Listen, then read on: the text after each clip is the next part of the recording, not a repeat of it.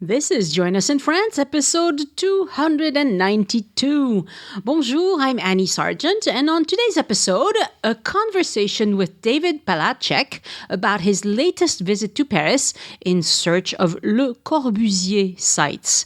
David is an architect and has a keen interest for Le Corbusier, which is why on his last visit to Paris, he set aside some time to visit major Le Corbusier creations in and around Paris, and he reviews them for us.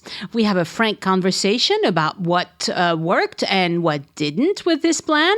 David shared many wonderful photos, and I'll be sharing them on Instagram in the next few days. Look for Addicted to France to see them. Show notes for this episode are on joinusinfrance.com/292. And if you're planning a trip to France, this site is chock full of great resources. You should check it out.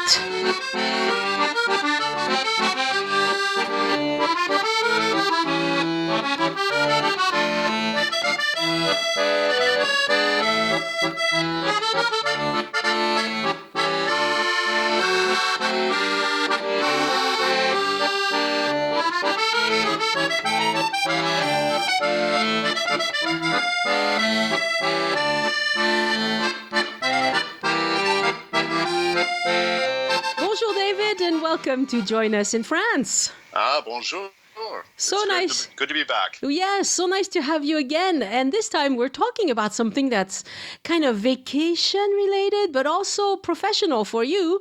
Tell us a little bit about, so what we're going to do is we're going to talk about your theme for your last visit to Paris was Le Corbusier and his creations. Shall we put it that way? Exactly. Yeah, I think that's good. It's funny, we were planning this trip, and one of the main things that we wanted to do is, this was our fifth trip to Paris. And so we'd done all of the kind of like big touristy things. We'd done the river cruises, we'd seen the Louvre, we'd been to the Picasso. And what we wanted to do is, one of the big things that we wanted to do as designers is go see the new Fondation Louis Vuitton. And right, because you and your husband or partner, I'm not sure, are both architects. Right, and so that had actually opened past the time that we had spent a couple of days in Paris. We hadn't really spent a bulk of days in Paris for about 5 years. And so the Louis Vuitton had opened, and we wanted to go back and get it because the reviews have been fantastic. And actually now it's one of my favorite buildings in the entire world. It's amazing. That building is stunning. Amazing. Yeah.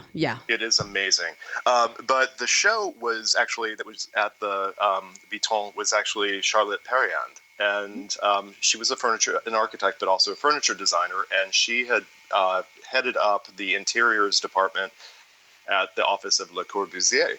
And so we were going to go see the show, and in seeing the show, it actually jogged my memory. And I thought, we've been to Paris several times, but as somebody who's got a background in architecture, I've never in France taken the time to go see kind of the great works that inspired me when I was in school. Aha. And so we were going back to Paris, and we thought, well, I started doing some research. It's like, well, how many of Corbusier's buildings are there in Paris? And it turns out there are a lot. Yeah.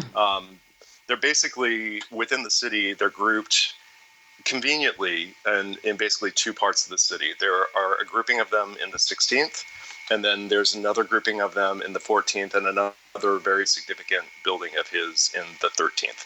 Okay. And so, because it's funny when we talk about Paris, I always refer to Paris as being my gateway drug to travel, because it's like Paris was the first place that we went as a family, and it really opened up a passion for traveling. So since we first started going to Paris, now we've been to all over Europe, we've been to Asia several times.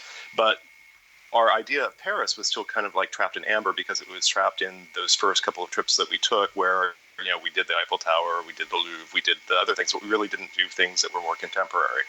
And so what we wanted to do is go back to Paris and try and see as much current art and modern architecture as possible, which is what we did. And so tell us about some of the places you went, and what you thought about them. Okay, well, starting off, let's start off on the 16th. The third day, the first couple of days that we were there, the first day was just basically a Paris day. Well, walking around, checking into the hotel. We were staying in Saint Germain de Prés. And so walking that neighborhood. And then the second day, we decided, I should back up. One of the things that I wanted to do most was see Le Corbusier's private residence and his atelier, his studio. That building is only open on Saturdays, Mondays, and Tuesdays. So I knew in our trip, I didn't want to plan anything for Saturday because we landed on Saturday, and I didn't want to try and rush out to the 16th and get into the building when it was open in case like we had a flight delay or anything like that. So really, I knew that we couldn't go to that site until either Monday or Tuesday. Right. So, Saturday we got in, just kind of enjoyed the city. Sunday we couldn't go, so we went to the Centre Pompidou instead and saw the modern art collection there. Which is lovely. Which is fantastic. It was actually really funny because anybody who's been there knows that you enter on the 5th floor and descend into the 4th floor. Right. And you kind of do a timeline of the 20th century to the current day. And we were traveling with our 15-year-old son, and on the 5th floor where all the modern greats were, he was bored to tears. Like, he was just like, he kept sitting on a bench and was just kind of like, how long are we going to stay here? But then we went down to the 4th floor where the more contemporary work is. And what was amazing to watch his reaction was, the 4th floor, which is contemporary, which is much more conceptual, which a lot of people probably wouldn't even consider art, really. If you're more traditional in your taste, every room that he walked into, he just like had this uncontrollable grin because the art was speaking to him. That's crazy, isn't it? It really is crazy. It was really crazy to watch the art today, speaking to him because it was speaking his language. Right. My daughter is the same. She's older. She's 21, but she really enjoys really contemporary stuff. Be it music, art, whatever, installations, whatever. And right. I'm looking at it going, when we walk out of a concert where they did a really contemporary piece, by now I know I need to keep quiet. So what did you think? And she'll tell me, that was really cool. And typically when she's talked about it a little bit, I'm like, you were right. That is cool. I just didn't I didn't see it that way. Right. Well, one piece that actually was amazing, and then we'll get on to Corbusier, but I want to mention this because anybody who goes has got to see this piece. There's this one piece that I believe is called Bramble, and you walk into this room, and it's a fairly dimmed, lit room, and it is just a bramble of tangled ear pods from iPhones. Oh, wow. But each one of them is playing these clicks, and so it's almost like the sound installation that you go into, and the clicks are just like tracking from one end of the room to the other end of the room, and then there's a subwoofer that like has a heartbeat going on. Oh. But it's a sound installation. It is so cool. Yeah, that's really different. Funny. Yeah. It was really different. It was really cool. It was really amazing to see, and anybody who goes should go and spend some time in that room because it's amazing. That was the Pompidou Center. That's the Pompidou Center, and that's on the 4th floor. It's like mid-floor. As you're going down the hallway, if you're walking east, it's on the left-hand side. All right. Very good. Thank you. Great recommendation. Anyway, go take a look at it, or go take a listen to it, I should say. Yeah. But so then the third day that we were there was Monday, so we knew that the atelier and residence would be open. And so what we did was we took an Uber from our hotel. We were staying in Saint Germain de Prés, and the easiest way to get out, I thought, was to take an Uber out. So there are basically 3 sites in the 16th to see. There is the Fondation Le Corbusier, which is actually housed in 2 villas that he designed. The Villa Marais, which was designed for, I believe, a family member.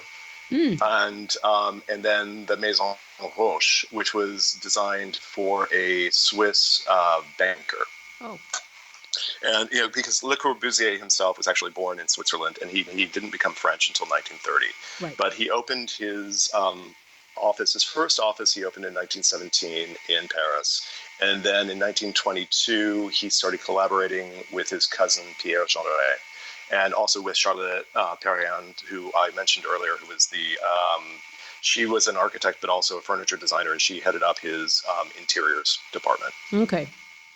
And so by the time these buildings were open, he was kind of he was working with those 2 other people. And there was a quote from the Perriand exhibit where she describes her relationship with the 2 of them as being three fingers on the same hand, that they had that kind of seamless collaboration.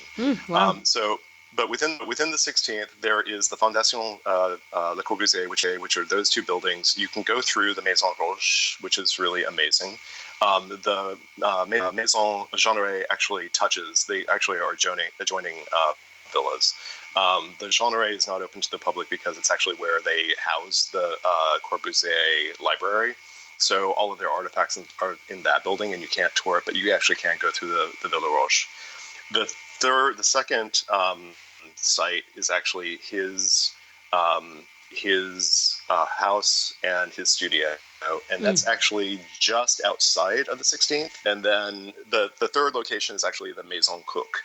And what's interesting about it, if you start at the top and you see the first two sites, and then you walk through the 16th, you can also walk down a street that's called Rue Jean de la Fontaine. Okay. And along that street, there are like 5 or 6 buildings that are done by the Art Nouveau architect, who did now his name's going to escape me. He's the guy who designed the Paris metro stations. Oh, I know his name. Will it come back? But it'll come back. It's actually in my notes someplace. Yeah, I know this. Hector Guimard, Monsieur Guimard, yes. So you can make an entire architectural day of it. You can see Le Corbusier buildings, but then you can also go down that street and see 5 or 6 really beautiful Art Nouveau buildings by him at the same day. Oh, and it's on Rue Jean de la Fontaine, so that's easy to remember. As I mentioned, you basically can do an entire day. So if you start off at the Maison Roche and the Maison Jeanneret, you can see that. They're very clear early examples of what he called his 5 points of architecture. And his 5 points of architecture were that buildings before Le Corbusier, the walls were structural, and that's what held the building up. What he did instead was he developed a system that he called pilotis, which is basically a grid of columns that holds up structural slabs. So what that did was it allowed him to, one, lift buildings up off of the ground, which you see in the Maison Roche. The garden actually slips underneath the building, and most of the building is actually starting on what Americans would call the second floor, but what you would call the first floor in France. Right.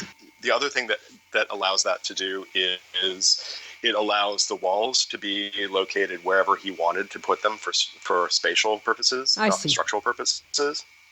The other thing that it does is it frees up the facade to be a composition in itself without reflecting what's going on the inside. So we'll see that more when we get to the Villa Savoie. But the Maison Roche is one of the first places where you really start seeing his 5 points of architecture kind of being manifest. So one of the things that he also thought was, coming from Switzerland, he found cities to be very dense and very, gritty. And, he actually wrote about how they promoted disease and things like that because there wasn't enough space, there wasn't enough air. And so that was huge at the time. I'm sorry to interrupt, but that was huge at the time, the whole hygienist movement, which it started in the middle 1800s, and then it got strong again as you got closer to Second World War. It got strong again, especially in Germany, Switzerland, places like that. Right. Well, it makes perfect sense since he was coming in from Switzerland. Yeah. And by the way, when you look at Le Corbusier, for me as a designer, I look at him and take inspiration from his spaces, but he's a very controversial person. As a person, yes. As a person, very controversial, and he had some really, really right-wing political views. Indeed. And at certain times, had aligned himself with the fascists. Completely. During World War II, in order to try and get a lot of his buildings built, he actually cuddled up to the Vichy government. Right. He went and moved to Vichy for 18 months or something. He also had something like that. Lots of correspondence with Mussolini. I mean, he wrote in one of his books, he wrote something about, I can't remember the exact quote. I have it. Because I can't mess that up. He said in French, une lueur de bien, Hitler. So a glimmer of goodness is Hitler. Nice. Yeah, nice. Dude, Somebody, okay. a really great guy to have over for dinner. Yeah. I think. But you know what? I listened to him. So French radio had a lot of interviews with him. And so I went listening to these old archived radio programs. And he sounds like a lovely person. Like, he doesn't sound like a... Well, I think he was, well, most sociopaths are. But maybe. That could be. That could be. They're very charming. Yeah. But, I think, as an architect, as a designer, in order to, you deal with people all the time, so you have to be charming. And I think he was well-intentioned. He may have been mercenary, but I do think that what he was trying to do is he was trying to make people's lives better. It's true. I mean, he was trying to solve a real problem, which is that buildings in Paris were very old, very decrepit for the most part, and they were hard to live in. And he was offering solutions to a real problem. Well, and he was actually also operating, I think, in the grand tradition of Haussmann, for instance, in Napoleon III, where, if you look at it, they had wiped away huge swaths of Paris in order to build the Grand Boulevard. Very true. And so he was kind of doing the same thing, but on a greater scale, and was trying to do it in a modern vocabulary. One of the things also that he did is, if you read his writings, because he was very active he actually owned a magazine called L'Espoir Nouveau, like the New Spirit. Yeah, I think was the name of it, and he was always publishing articles about all of these polemics about where architecture should be moving. And one of the things that he did was he actually romanticized a great deal machines. So he had a huge love affair of automotives and also of airplanes. Yeah. And what he said was that buildings and houses should be machines for living. And so he tried to actually make architecture into a machine, which is what you start seeing in his buildings as well. What's really interesting is with the Maison Roche, for instance, you walk in and you can really see, you walk into basically this big open space. It's like a 3-story space. And it really was the sense of getting air and light into a private residence instead of being compacted into small little series of rooms. Mm-hmm.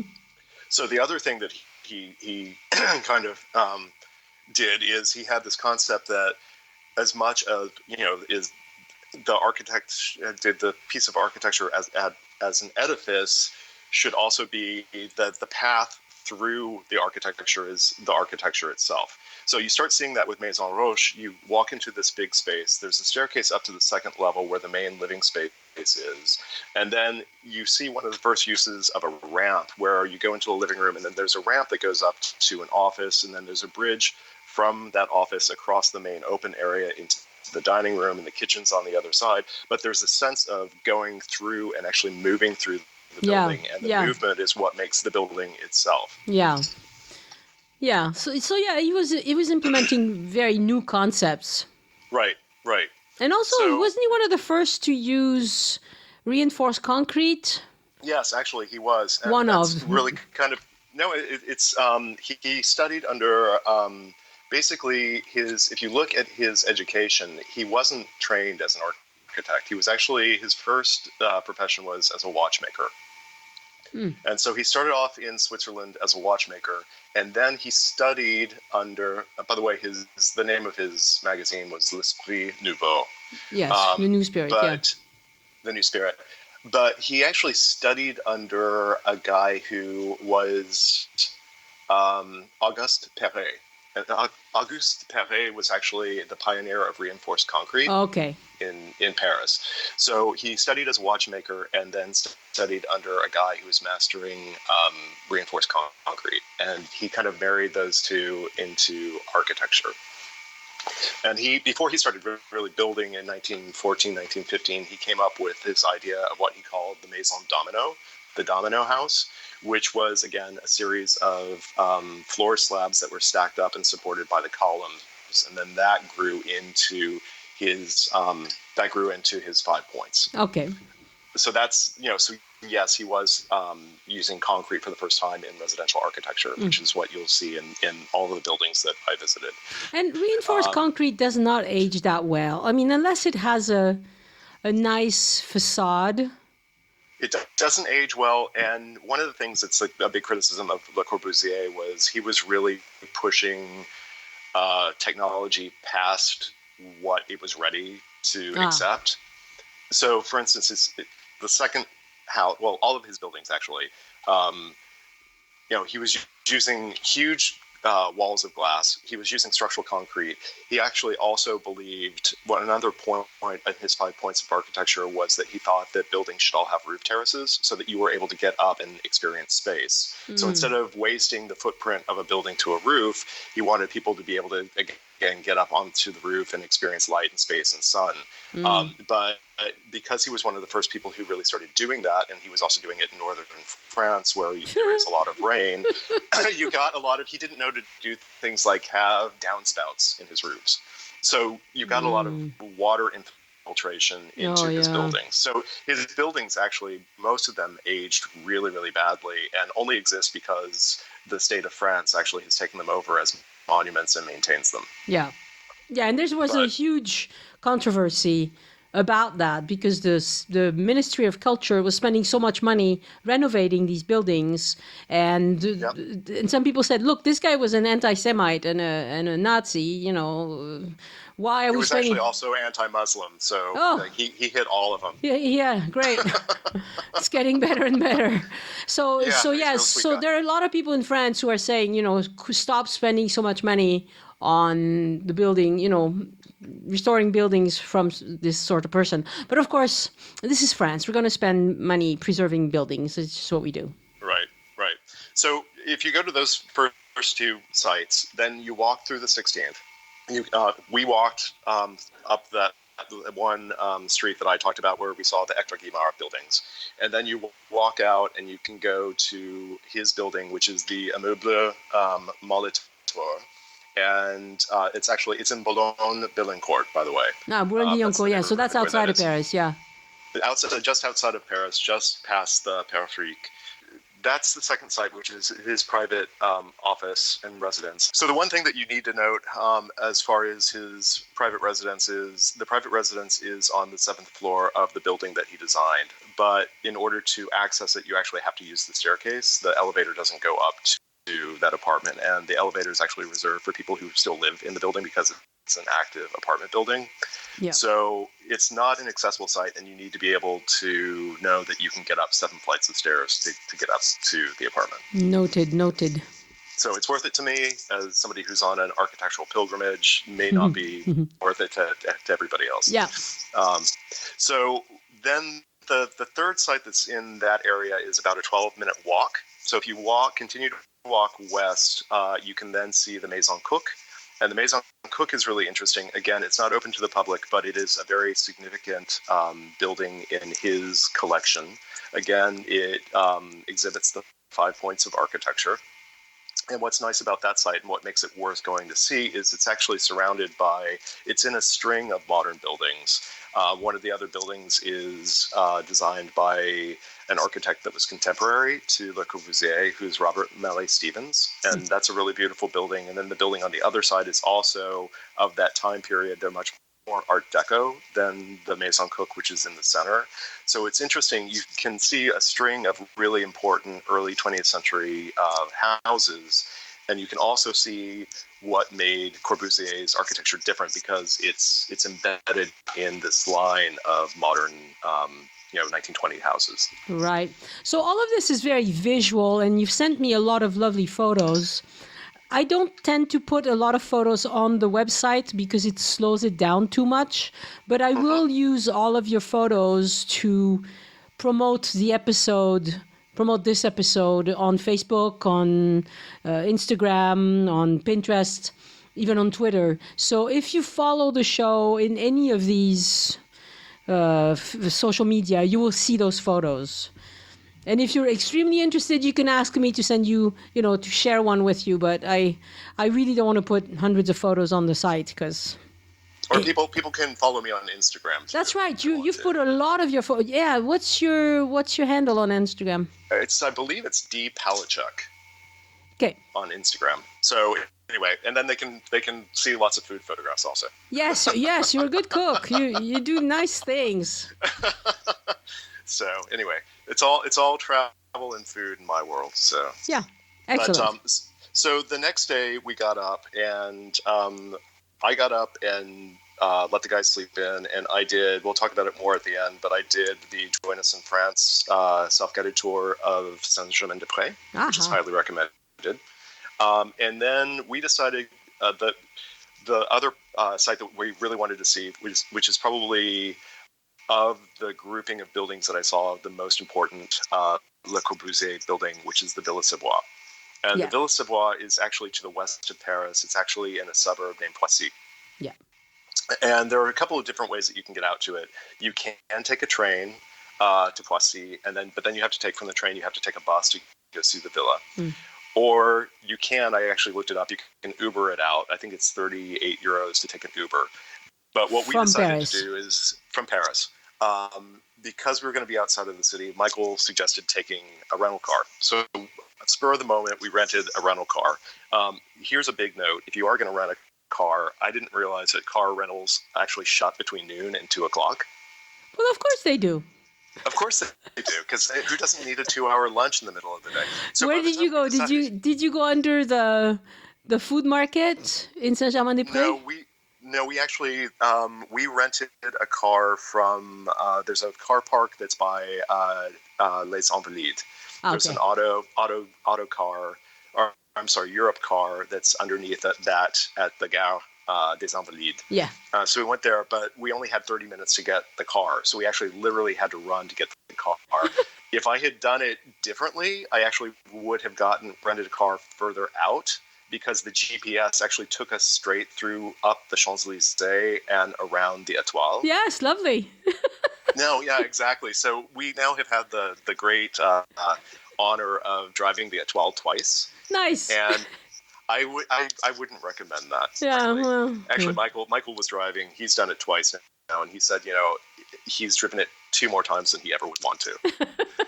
So, and the other thing I find about driving in Paris, which is funny, is I find that the French treat lanes the same way that they treat queues at museums, which basically is they don't use them. Well, this is Paris, because these roundabouts, none of them have lanes. They're not drawn. So you have to. Driving in Paris is very different than driving anywhere else in France. It's really hair-raising. It is, because it's, even when you go through an intersection, it's like all of a sudden everybody decides to change lanes on the other side. Yeah. It's crazy. So yes, constantly. The smaller neighborhood car rentals do close, and they're not open on Saturday and Sunday. If you want something that's open more, you have to go to a train station. Right. And also last-minute rentals like that are typically quite expensive. Noted. Yeah. If we had done a little bit better planning, we would have done it in advance, which we did not. But anyway, it actually worked out to the best. But you can confirm that it was too expensive. I can confirm it was more than I would have liked. Well, the other thing is our son now is like 6'2".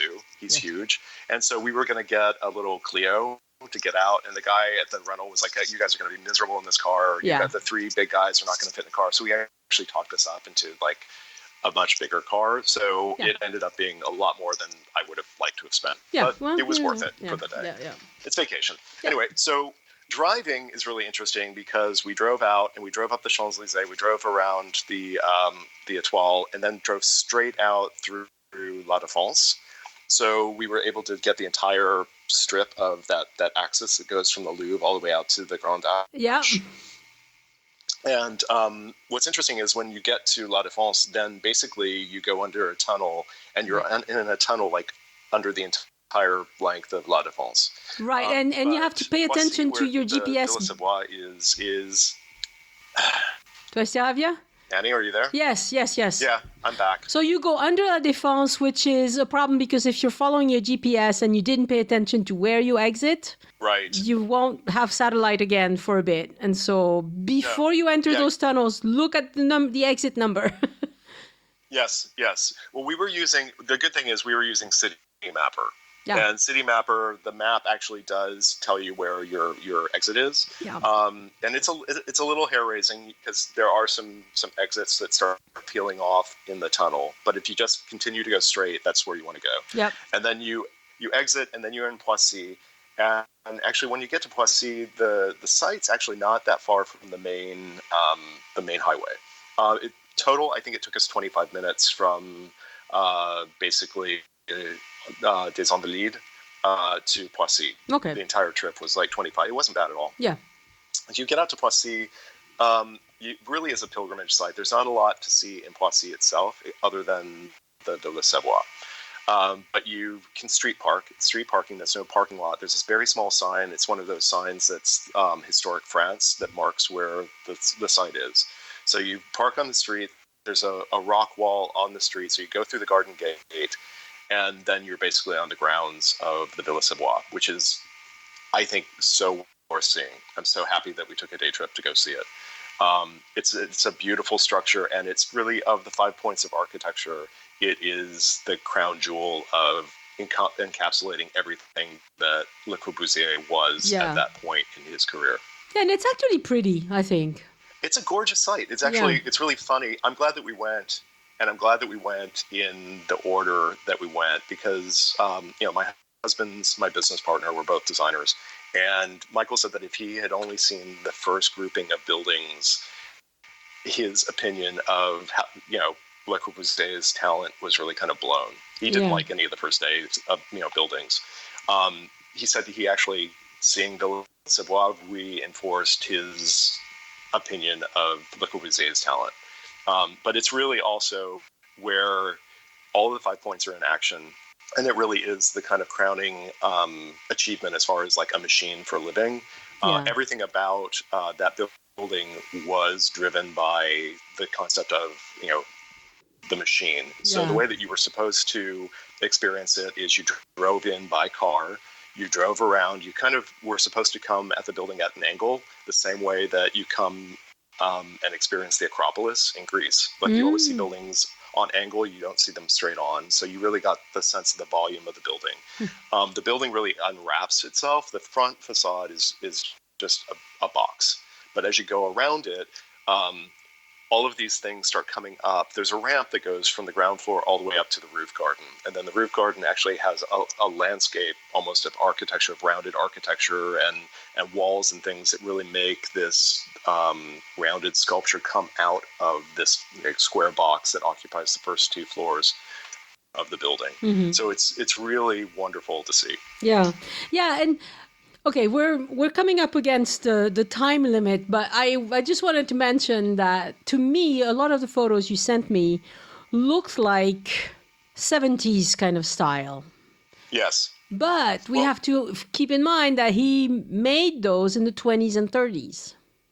Right. So it was extremely revolutionary. And it's really because his architecture became so influential and was so adopted, so many other architects have used that style and expanded it. Right. So when you go back, you can say, oh, it looks really crude. He really didn't work out all the details. Well, he didn't, because he was the first one who did it. Right. And there have been so many architects past that that have done better, but you have to remember that he's the beginning. Yeah. Really quickly, because we are coming up on the time limit, the second grouping of buildings is actually more commercial. There are 2 dormitories and actually a homeless building.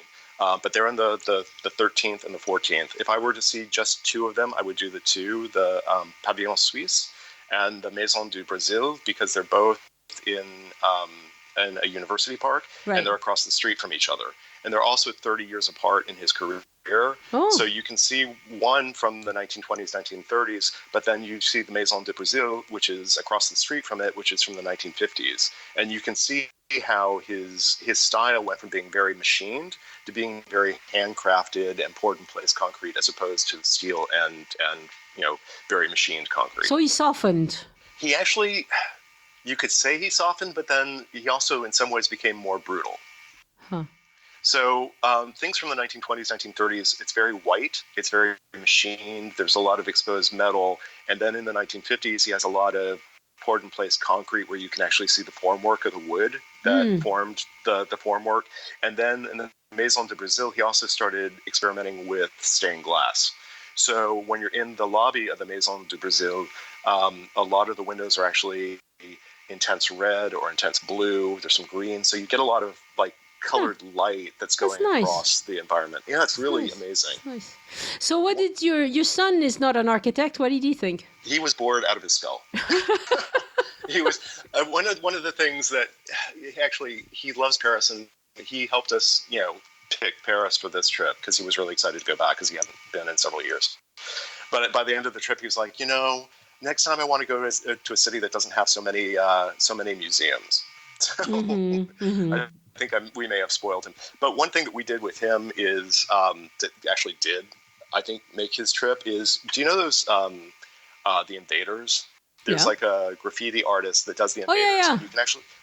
You can actually put an app on your phone. The guy who developed those, actually, every one of those is numbered, named, and cataloged. Yeah. And there's an app for your phone that if you take a photograph with it with your phone, it actually tells you the name of that invader, and it keeps score. There's points associated with different ones. So the more obscure they are, the higher points they actually are. Okay. So that's what we did with him. It's like we kept him looking through the entire city for more invaders, and he was playing it basically like a Pokemon. That's cool. So that's what he did. And by the way, they're not just in Paris. We actually found 2 or 3 in Versailles. Yeah. They're all over the place. I've seen them everywhere in Paris. Yeah, there are actually a couple of them in New York. So do you know what the name of the app is? It's Invader app, I think. Okay. Hold on a second. It's on my phone. I put it on my phone too. It's Flash Invaders. Flash Invaders. All right. Flash Invaders. Very good. Yeah. All right. Let's talk a tiny bit about this tour that you took, the VoiceMap tour. What was the experience like? The experience is great. It's a little surreal because it's basically spending the day with you. Yeah. but you did a really great job. It's amazing. You log in, you get to the starting point. You're very good at saying, turn around. There's a bank behind you. Across the street, go to the bank. There's a bench that's there.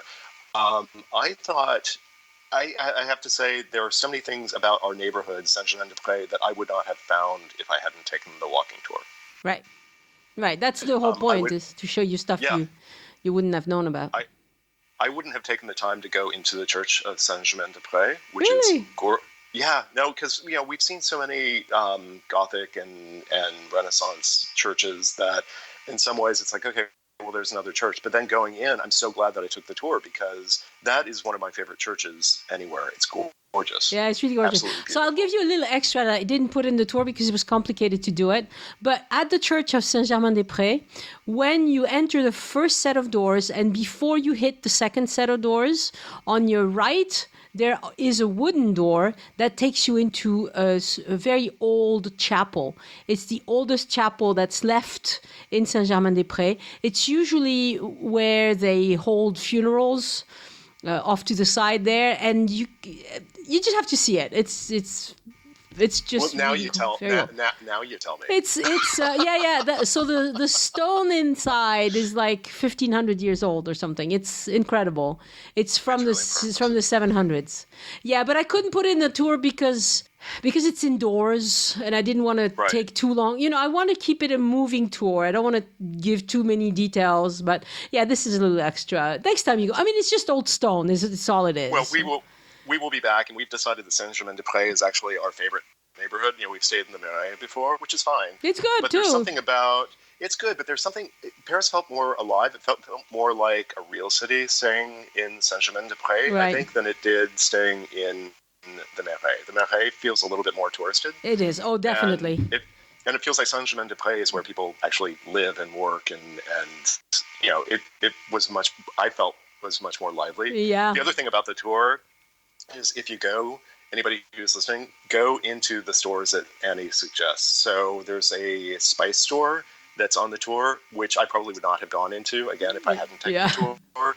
It was amazing. The only thing is, as somebody who cooks, it was so overwhelming. I wanted to buy everything. Right. In the store.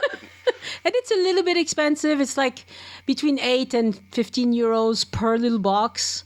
But they're so good. And the gentleman who owns the store is so charming. Yeah. He's such a nice guy, and he made sure to come over, and he said, there are these little bell jars. All of the spices are out, and there are these bell jars that encapsulate the spices. And he said, make sure that when you don't just take your nose down to the spice, but actually flip the bell jar over and smell the bell jar, because that's where the scents of the spices are actually concentrated. He was such a nice guy. And it's a really interesting experience. That's something I hope this store doesn't get a lot of visitors. And so I hope it stays open, because it's just a treat to go in there and smell different spices. But he was so lovely. And we explained to him that we design a lot of stores. And he explained that his wife is actually in the same business. And she designed the store.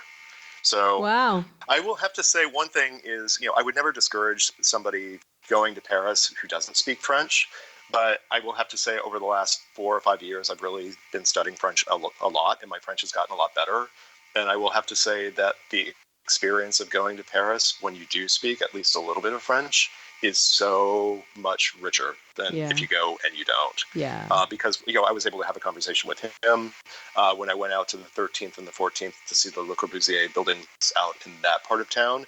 The people who actually ran, I was able to get into, for instance, the Maison de Prés, but the way I was able to do it was to ring the doorbell and speak with the janitor who introduced me to the manager of the building, and neither one of them spoke English. Yeah. So it was really easy for me to explain that, I was a designer and I was from the United States, and asked them if I could take photographs of the building. And they were lovely. Actually, the woman who was the manager of the Maison de Prés took me in and unlocked the auditorium for me. Wow. She said, this is really where this is the most interesting part of the building, but that's all stuff that I probably wouldn't have been able to do if I didn't speak French. So Maison du Brésil is not the one that houses homeless people, is it? No, that's the refuge. Okay. Building. That's the one that's in the 13th.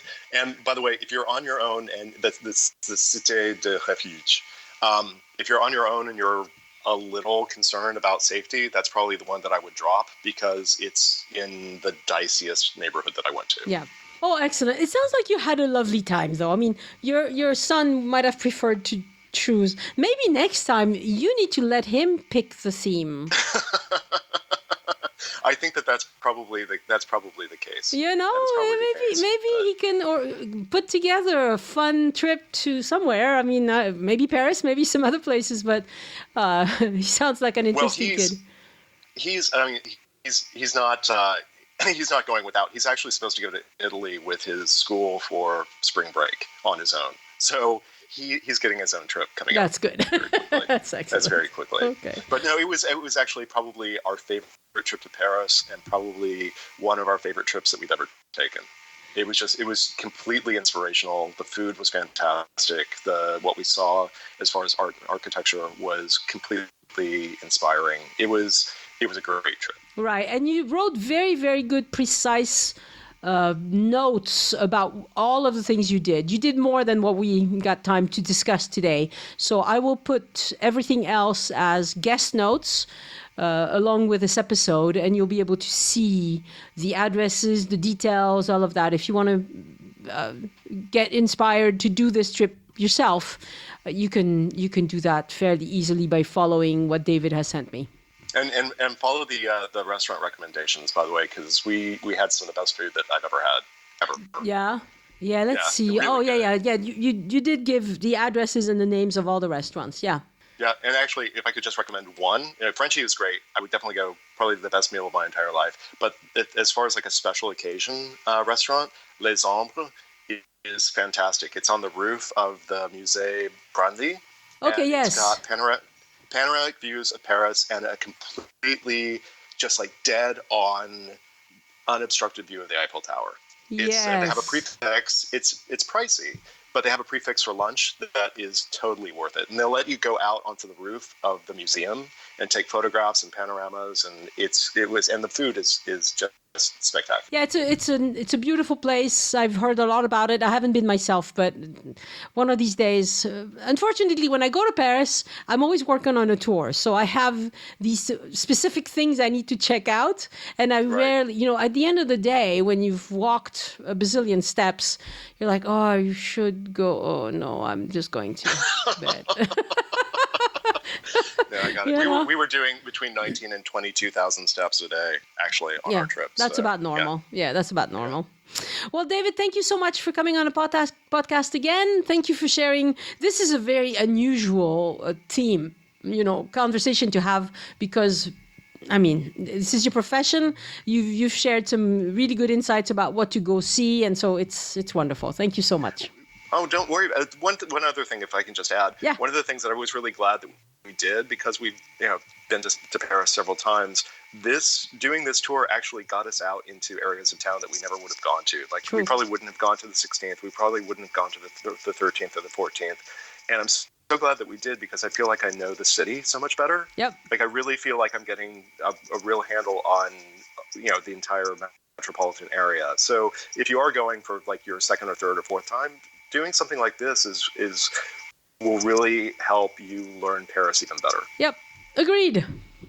Merci beaucoup, Monsieur Palachek. Ah, toujours.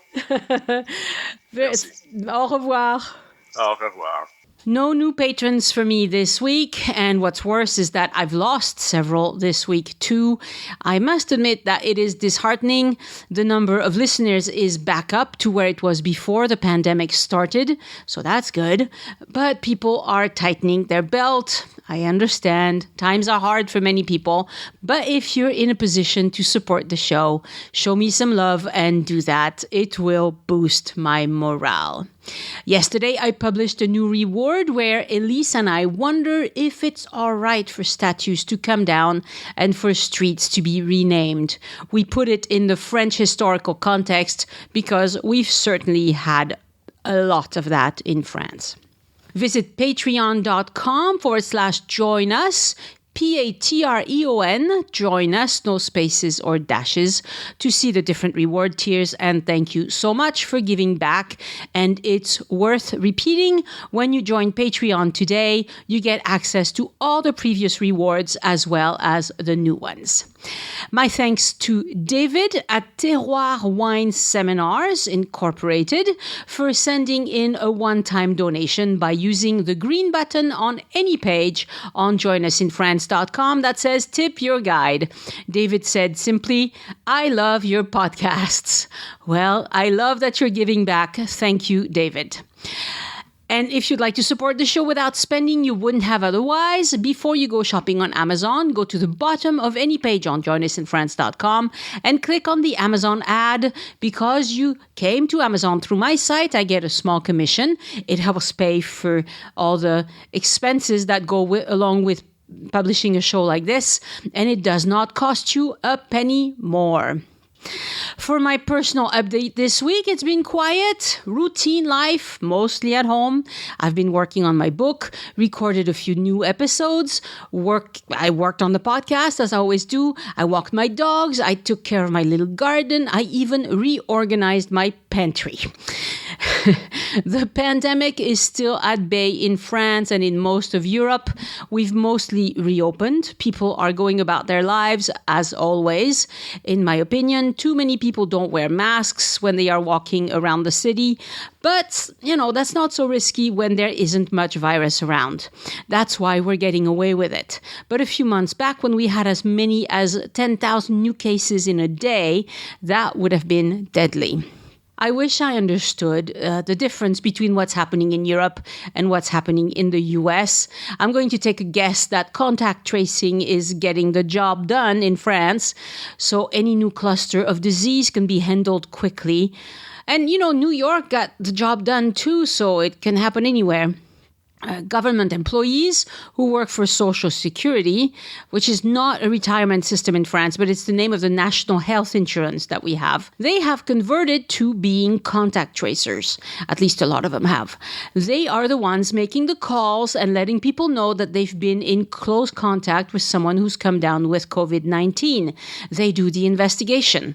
And once someone knows they might be infected and should take a test, they're more likely to stay home, I am sure. Maybe that's what's making the difference. I know that many Americans think that government-run healthcare is a terrible idea, and I'm not going to try and talk you out of that, but when you have a pandemic, maybe you should consider that it's a good thing. They have their ducks in a row because that's what government workers do.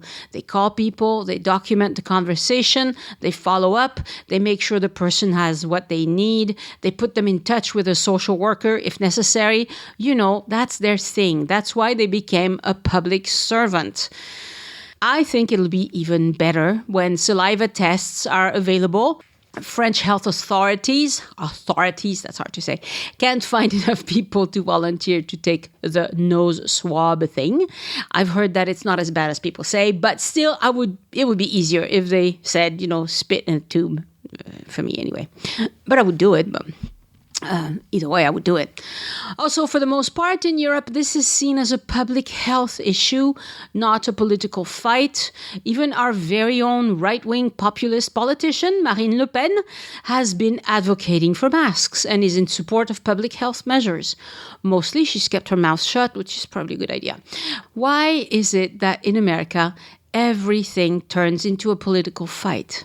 This is not a facetious question. I'd really like to know, because it's gotten a lot worse since I moved away, it seems to me.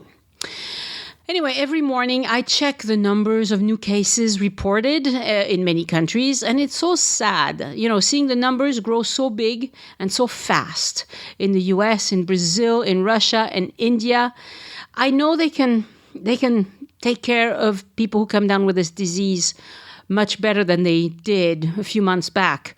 But do whatever it takes to stay healthy. Wear a mask when you're close to other people and avoid other people if you can, because a lot of them might be carriers and not know it. If you enjoyed this episode, I'd appreciate it if you'd share it with someone. The easiest way to share this episode is to go to joinusinfrance.com/292 and click on the Facebook, Pinterest, or Twitter button. Voila, you're done. The podcast is on Apple Podcasts, Google Podcasts, Spotify, Pandora, and anywhere people get their podcasts. And you can also listen on the website if you wish. Couldn't be simpler.